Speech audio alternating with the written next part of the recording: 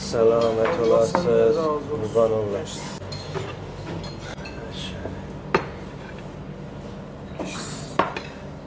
Bugün dostlarımızın bir dana qəzaxoriyə deyildi, gətirmişdi biləmizi ki, əslən işdən baxanda fikirləmirdik ki, bu itemləri ola. Kollən səbki qəzaları ki, burada vardı, hamımızı bazar oturdu.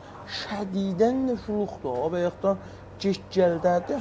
Həm şam tayımına olurlar, həm nahar tayımı olurlar. Kollən mən ilk bir yarım saatdır buradayım ta qəzalarımız amadə olsun. Çoxlu furuşlar və sürətə birun bərdi. Fəqət geç-gəldi. Bəli, burada nəzişi 30 nəfərlik zərfiyyətlər var. Nə qəza biləmizə bərcə amadə ediblər. Bəxtiyarı, Cücə, Kubidə və Zəriş Pilo.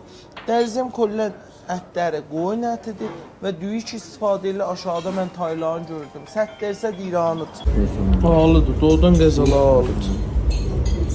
Çox bəyəndim. Əslən inanmırdım bu cür. Adresdə Şeşilanda, ora bir marslar Kudəkandır. Bura deyirlər Fərman Fərmayan Dərbəndi. Buranın düz nəfsində.